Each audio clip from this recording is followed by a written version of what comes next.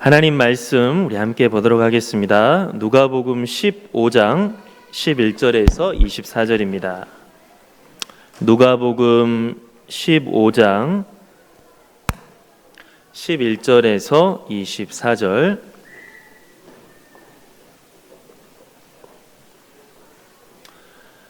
많은 인원이 없지만 교독해도 되겠죠?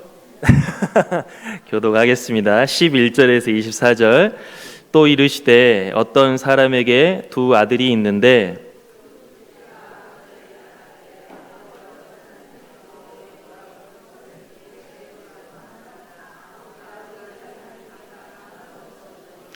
그 후 며칠이 안 되어 둘째 아들이 재물을 다 모아가지고 먼 나라에 가 거기서 허랑방탕하여 그 재산을 낭비하더니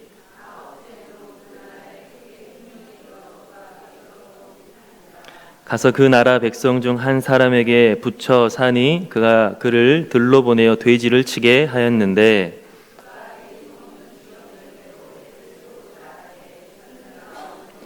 이에 스스로 돌이켜 이르되 내 아버지에게는 양식이 풍족한 품꾼이 얼마나 많은가. 나는 여기서 주려 죽는구나.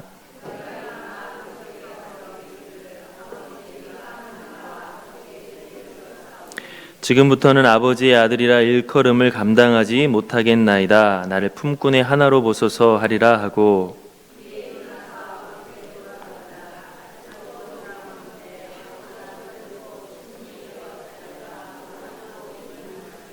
아들이 이르되 아버지 내가 하늘과 아버지께 죄를 지었사오니 지금부터는 아버지의 아들이라 일컬음을 감당하지 못하겠나이다 하나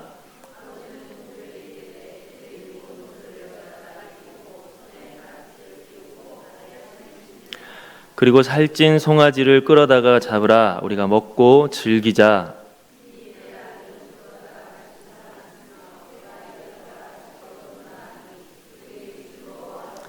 아멘. 네. 우리 제목이 돼지 우리와 아버지의 집이고 첫 번째 우리 서론 보면은 아무리 아버지 집에 불만이 많아도 돼지 우리에 비길 수는 없습니다라고 했습니다. 여러분들 지금 각 가정에 불만 지수가 얼마나 되죠?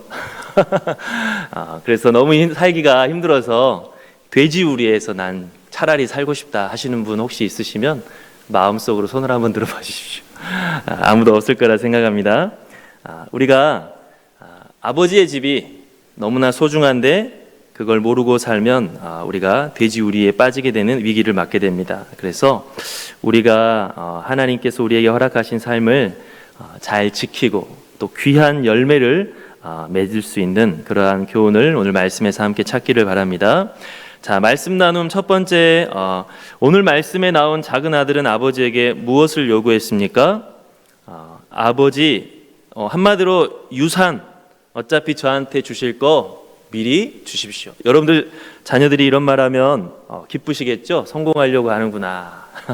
화가 나겠죠.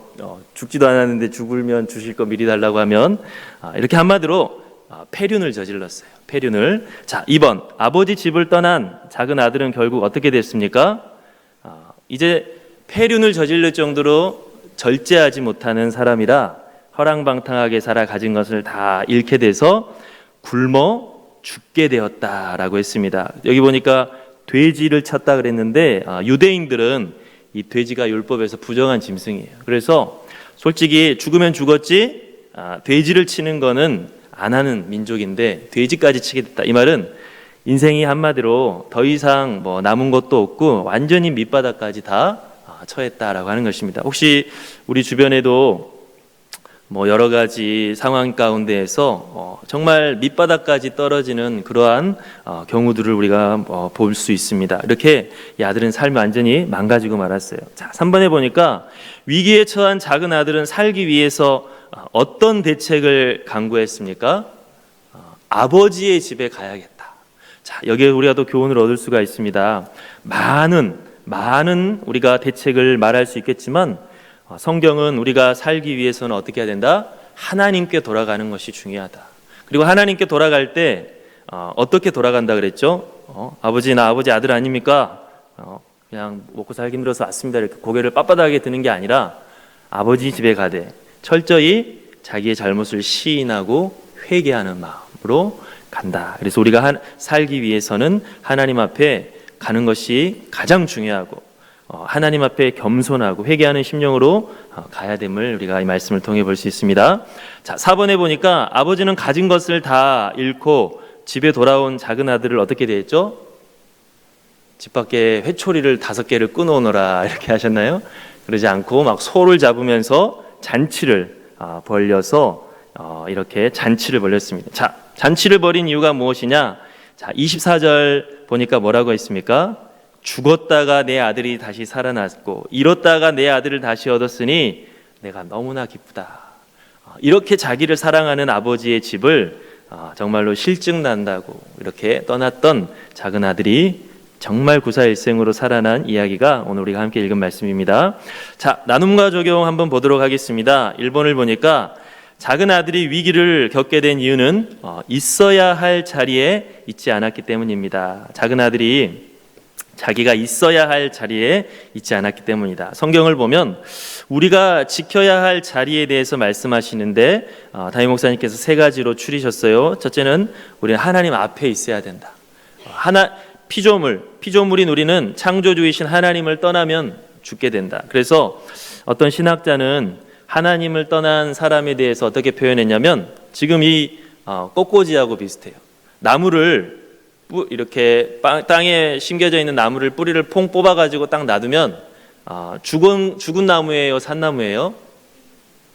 곧 죽을 나무죠. 지금 당장은 그 안에 있는 수액이 있어서 살고 있지만 땅에서 뿌리 뽑힌 나무는 죽을 나무. 마찬가지로 피조물인 인간은 하나님 없이도 충분히 살 수 있다고 잠시 바둥바둥할 수 있지만 결국에는 멸망할 운명에 처하게 된다. 그래서 우리가 있어야 할 자리, 지켜야 할 자리는 하나님 앞에 서 있어야 된다. 자, 2번째로는 기도의 자리를 지켜야 된다라고 했습니다. 우리가 정말 하나님 앞에 기도함으로 하나님과의 관계를 맺고 기도함으로 우리가 누군가를 위해서 하나님의 일을 할 수 있는 그런 기도의 자리. 우리가 할 수 있는 일들 많이 있어요. 봉사 많이 있지만 무엇보다도 기도의 자리를 지켜야 된다. 기도를 하지 않으면 신앙생활이 생명이 사라지고 기도를 하지 않으면 우리가 하나님과의 관계가 깨지게 됩니다. 그래서 기도의 자리를 지켜야 된다. 3번째로는 헌신의 자리. 우리가 하나님을 위해서 하나님께서 우리를 구원하신 것은 우리가 하나님의 일을 할 수 있도록 하나님의 자녀로서 살아갈 수 있도록 귀한 사명을 주셨는데 그 헌신의 자리도 잘 지켜야 된다라고 하는 것입니다. 자, 이런 것들을 보면서 이런 성경에서 말씀하고 있는 자리를 우리는 서로 잘 지키고 있습니까? 하고 나누는 시간을 가졌으면 좋겠습니다. 어떤 사람은 하나님을 요즘 좀 내가 잊어버렸어요. 요즘 내가 기도를 하지 않았어요. 요즘 내 삶을 즐기는 데에만 신경을 썼지 그렇게 하나님이 기뻐하시는 일을 하려고는 신경을 쓰지 않았어요. 이렇게 우리가 돌아볼 수도 있겠죠. 그래서 이런 것들을 나눠보면 좋을 것 같습니다. 자, 2번을 보면 사람들은 자기 자리를 지키지 않고 떠나려고 하는데 그 중에 큰 이유는 자기가 선 자리가 마음에 들지 않기 때문이다 라고 했습니다. 그러면서 지금 지켜야 할 자리가 있습니까? 혹시 힘든 점이 있다면 나눠보십시오. 지금 내가 지켜야 할 자리, 가정에서, 교회에서 또는 세상에서 그리스도인으로서 뭔가 이렇게 지켜야 할 자리들이 있을 텐데 그게 좀 힘든 일들도 많이 있을 거예요. 그런 것들을 서로 진솔하게 나눠보면서 함께 기도 제목을 나누어도 되고 서로의 마음을 나눠도 좋을 것 같습니다. 자, 3번에 보니까 작은 아들이 비참하게 된 이유는 자기의 일을 하지 않았기 때문이다 라고 했습니다.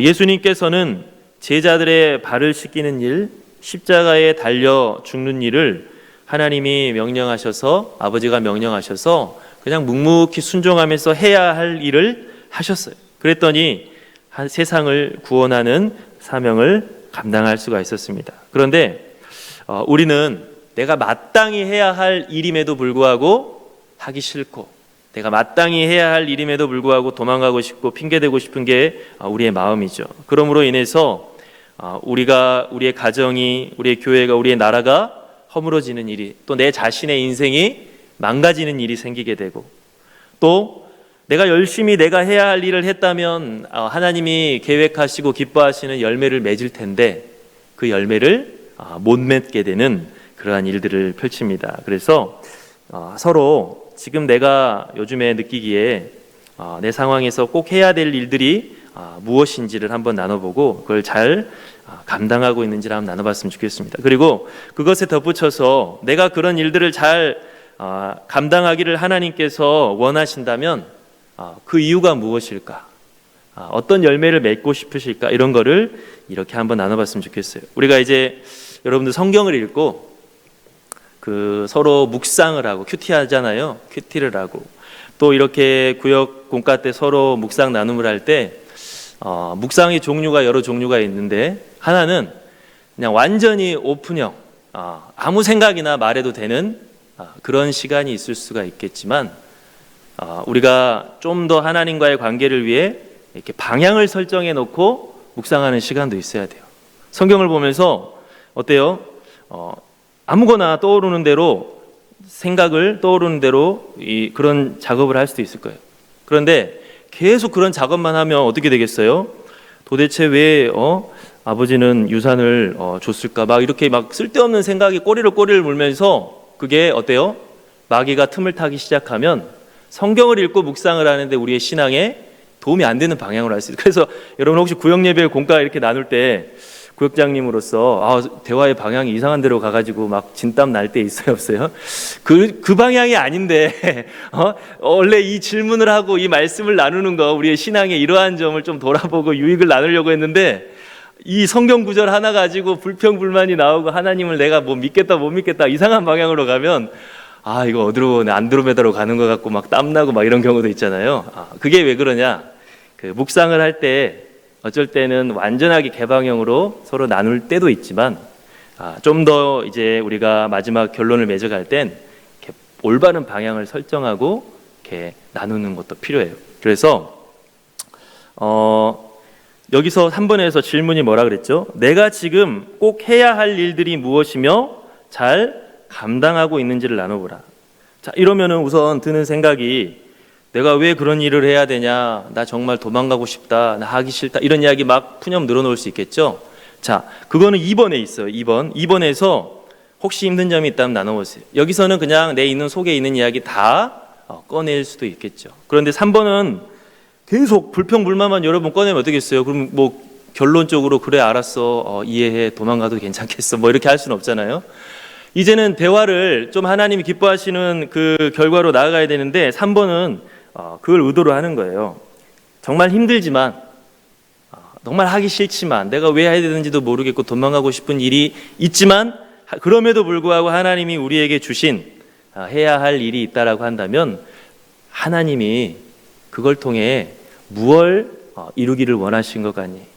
하나님은 그걸 통해 우리가 어떻게 되기를 원하시는 것 같니? 이런 방향으로 이제 우리가 하나님의 마음을 알아보는 것으로 방향을 잡고 묵상을 해보는 거예요. 그러다 보면 어떤 사람은 막 2번 나눌 때는 불평불만 하다가도 나중에 이렇게 3번 같이 방향을 잡고 묵상을 나누다 보면 정말 하기 싫었는데 하나님이 뭐 그걸 통해서 나를 훈련시키실 수도 있을 것 같아요. 이런 식으로 하나님의 마음이나 하나님의 뜻을 조금씩 캐치하는 훈련을 이제 구역 나눔 때 하면 좋아요. 그래야지 성경을 읽을 때 이런 하나님의 마음을 좀 알아가는 훈련, 하나님의 뜻을 좀 짐작하는 훈련들을 이렇게 하다 보면 좀 더 풍성한 나눔이 있을 거라 생각이 듭니다. 자, 4번을 보면 결국 작은 아들이 실패한 이유는 오늘의 삶에 감사하지 않았기 때문이다 라고 했습니다. 내가 아버지 밑에 사는 것도 싫고 아버지가 시킨 농사 일하는 것도 싫고 결국 내 삶이 만족스럽지 않으니까 그냥 떠나는 거잖아요. 그게 이제 결국 문제의 근원인데 그렇다면 우리도 우리의 입술에서 현재 내 삶에 대해서 원망 불평이 많이 나오는지 아니면 감사가 많이 나오는지 한번 나눠봐라. 그리고 우리가 믿음으로 여기서 이제 문구가 빠졌네요. 믿음으로 감사할 것들을 한번 생각해보고 나눠봐라. 자, 우리가 어떤 믿음으로 감사할 거를 생각해 봤겠습니까?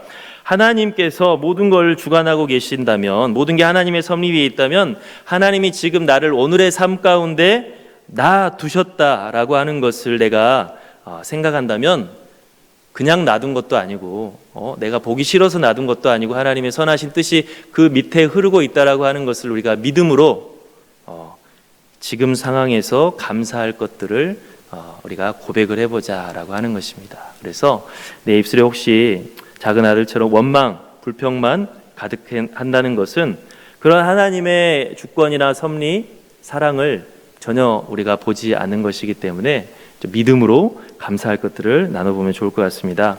네, 이제 함께 기도하기 끝나고 마치고자 합니다. 우리 1번 한번 읽어보겠습니다. 1번 시작.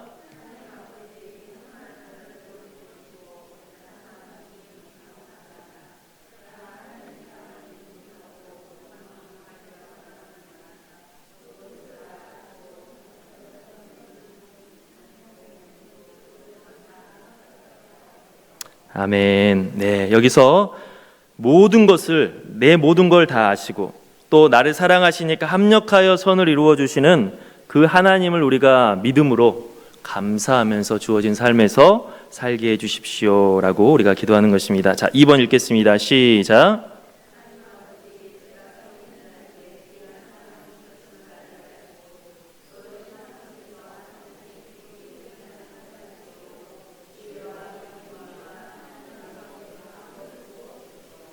아멘. 예, 주어신이 아니라 주어진죠.